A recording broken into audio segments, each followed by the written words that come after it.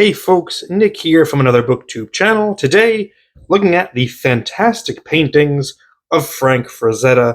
This is an oversized hardcover collection of not all of Frazetta's paintings, not even close to all, but a pretty good sampling of ones that were used for book covers or comic covers. And what's really cool about this book is that Frazetta was known for um, working on his paintings even after they were done. Like they were never really done in his estimation. So we actually get to see some of like the progress photos of different paintings that he worked on. So we get to see the different iterations of it, which is really neat. Um, and this is a pretty nice quality book. I'm going to do my best to like avoid glare, but the pages are pretty glossy. We have an article here, well, not an article, but an introduction by J. David Spurlock, who put this book together, basically just explaining Frazetta's influence and how Arnold Schwarzenegger owes his career to Frazetta because of Frazetta making Conan look the way that he did. There's also, while this is a lot of paintings, there's also some pen and ink stuff that's sprinkled in, and love that this piece is included. I do think that this is one of the greatest pen and ink drawings of all time. It was used as a cover for Weird Science Fantasy number 29, and it's absolutely gorgeous. If you have the EC Comics cover artist edition, this is also in that at full size, but this is still also a really nice size. So if you want to own this, just be able to see this alone, picking up this book is a pretty good way to do that. And before we get to the paintings, we also get some comic pages from Frazetta. They got this story that he worked on called Cindy is Saved. I like seeing his comic art because it is different than his just his other type of just pen and ink drawings. We'll see a juxtaposition here in a moment, but like take a look at this page, and there's a lot of variety in his style here. Like we've got a lot of stark black and whites. Like obviously we have this silhouette here. This horse is almost a reverse silhouette. And that's what's interesting about Frazetta's style is he will do kind of like clear line art. Like this horse has very little muss and fuss. These pants don't have a ton of stuff going on. Like the skin of this kid, it's clear. Like there's not always attention to like roundness or creating shading there. But then you'll have panels like this where there's a ton of attention to realistic shadow and shading. So it's a good variety. You see it all on display here. You have a lot of open space, but then you also have areas where he's messing with getting in there with the noodling and messing around. But then you contrast that to just these types of drawings, which are just like this one's a cover. This one is just what's it called? Yeah, cover and interior for Tarzan. And there's not a lot of open line work here. It's a lot of noodling, getting deep into the details. And these are gorgeous. Talking about how Frazetta was an influence on George Lucas. We got Chewbacca from this cover was the influence for Chewbacca. But let's get to the paintings. That's really what we got this for. We kick it off here. Child of the Sun, Roman Chariot, Oil on Masonite. Masonite is basically, I don't really know how to describe it actually, but I've been to the Frazetta Museum a few times, and Lori Frazetta, who is the daughter-in-law of Frank, she gives the tours, and she explains that one day Frank was working on a painting, couldn't get it right or something, and so he like literally ripped up his floor, like his kitchen floor, and grabbed the masonite from underneath, and he painted on that instead. And he's done a lot of work on masonite. You'll see it here, and it creates some incredible effects, just like because it's kind of like a brown board. I don't know that it's like super like high quality, but apparently it's amazing to draw on. But creates some really neat coloring. Atlantis. This one actually has two iterations. So this is the original version, and then he opted to repaint it. But this is a separate painting. He didn't paint over it. He started on a fresh canvas. The reason, and this is according to, again, Lori from the Frazetta tour, the reason he chose to redo it is because the volcano was drawing too much of the eye. and not the actual central figure. It's also mentioned here that he might possibly redrew it because he wouldn't have space for the reflection in the water of this statue, and you could see that he's able to get it here. And I do think that the final piece is a lot more visually pleasing. I think the central figure really stands out, and there's like a hidden woman here. Like this looks like head with hair falling down, her arms, her boobs, her waist. We know Frank loved drawing women. That was really, it's not, maybe it's not what he's known for, but I definitely think when you see a Frazetta girl, you know that Frank Frazetta painted or drew that girl. This is Stranded. Appeared on the cover of Tomorrow Midnight, a Ray Bradbury EC Comics collection. He also did Autumn People. That one, that's everything. I have a print of this actually hanging on my wall. I like that art a lot. This one is Oil on Illustration Board. Is Frank Frazetta's Spider-Man. Very different than the Spider-Man we know. This is just a man killing a giant spider. And I like having this little piece here from Frank talking about this green glob. People would ask about it, like, what does it mean?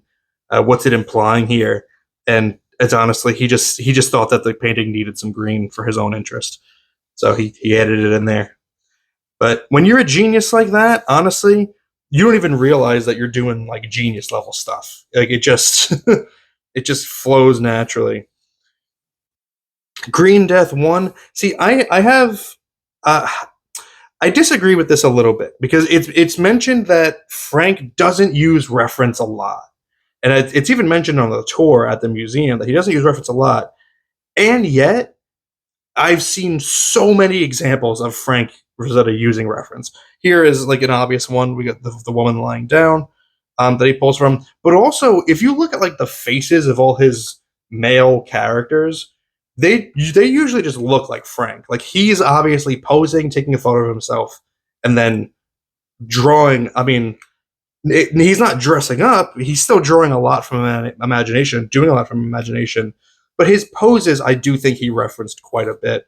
And this is one of those that went through several iterations. You could see that the girl is no longer laying down. She's looking back at this guy. The color is changing. He's taking a lot of the green out, making it a bit darker and smokier. And this is what the final product ended up being. The Mammoth. This is an awesome one. This one really showcases what Frank is known for in terms of the triangle pattern. The triangle, using the triangle to draw your eye to a central focus. I think that's a hallmark of Frank's drawings, Frank's paintings. And I just love the way he's able to capture depth. I mean, there's a foreground, there's middle ground, and then there's the deep background. And you've got the clear levels to indicate that, using the color. It's just gorgeous. Fighting Man of Mars, another awesome one. This gold bikini, that's something that he'll use a few times, and that we'll see later in another painting how it directly influenced Star Wars. Catgirl. Catgirl is one of my personal favorites. I love Catgirl. And this one went through a ton of iterations. This is the original. She is a blonde in this one. She's got her arm around a cat there. Frank Rosetta loved cats. That's also something that's noted on the tour at the museum, is that at a very early age, he was like obsessed with cats, drew cats all the time. One of the earliest drawings that they have hanging in that museum is of a giant cat, like when he was like 9 years old. It looks incredible. So fascinated with cats, but then you could see, if I get the glare out of the way, the different versions of it. This one, I think, is the worst one. I don't know. It just her arm looks super awkward and weird. But you could see she's changed from a blonde to a brunette. The color is getting slightly more green. And then on the next page, we have what ends up being the final product. And glare is killing me here. But you can see that there's a tiger, or there's a cat that's been on this branch in all the previous iterations. It's no longer there. And when you go in person to the museum and you look at this painting, because they have it there, you can see where he lacquered out.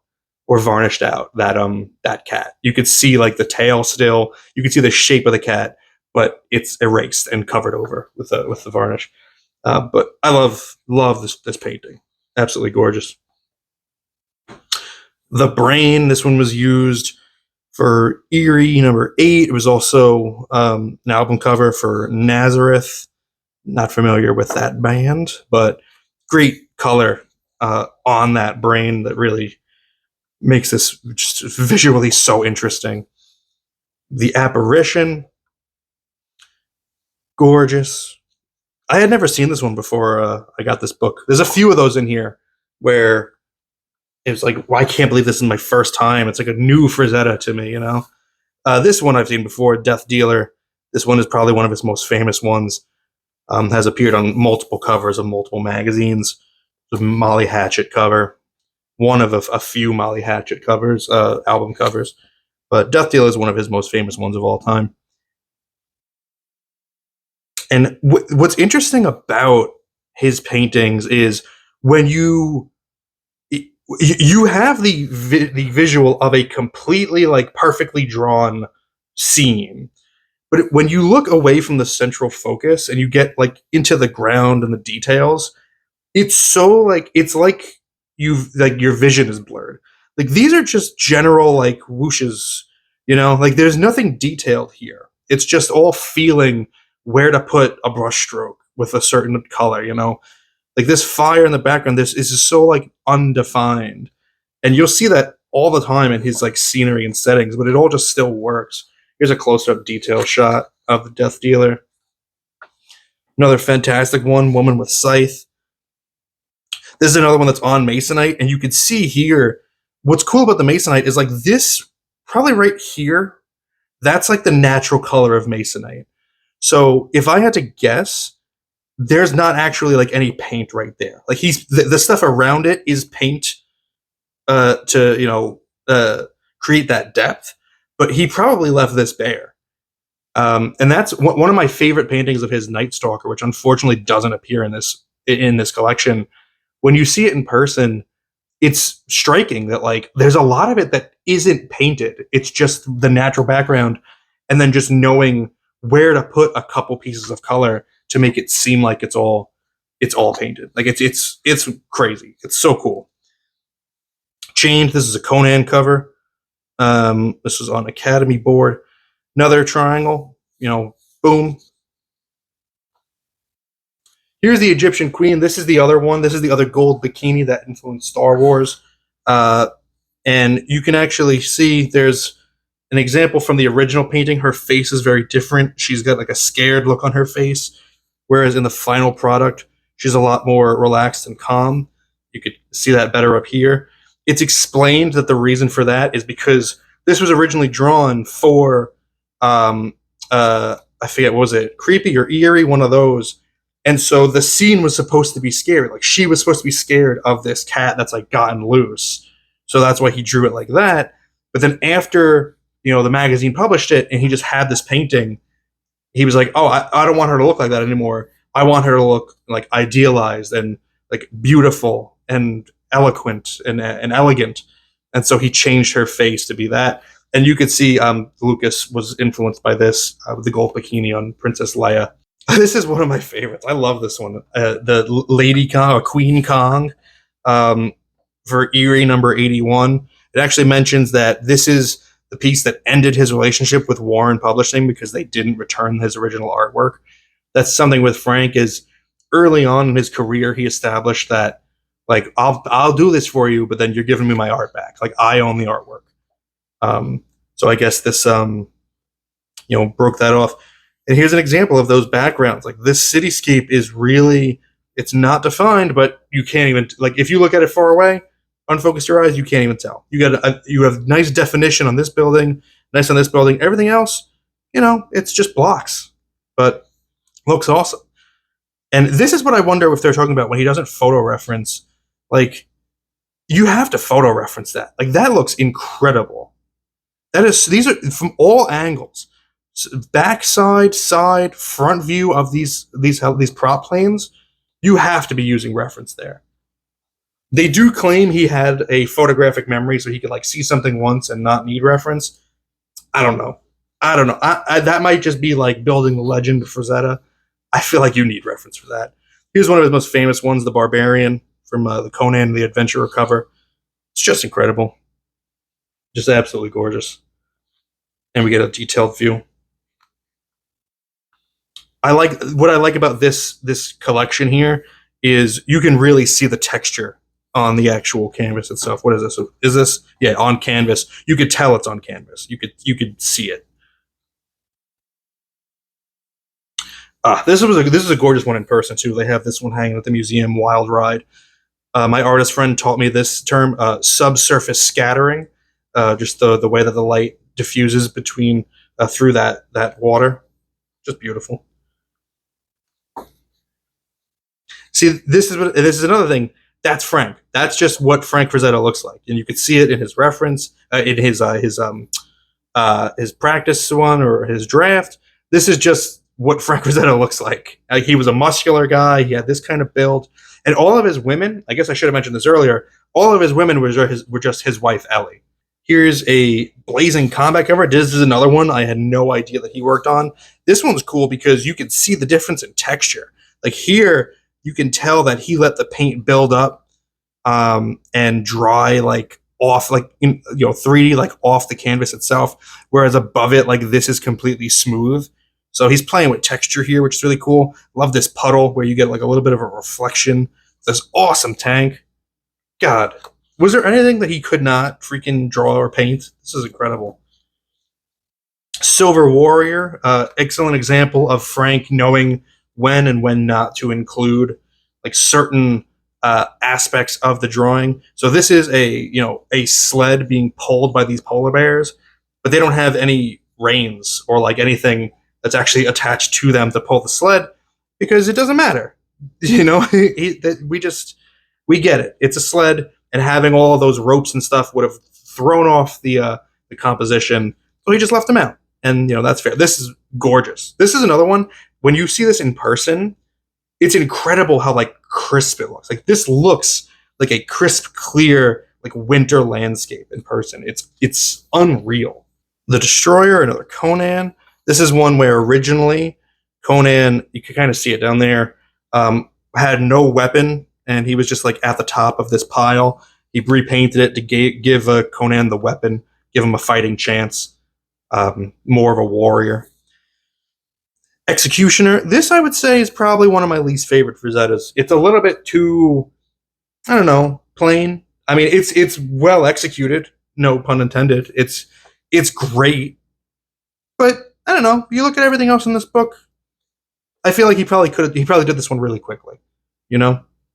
Although, again, to hear Laurie tell it at the museum, he painted pretty much everything, every painting that he did.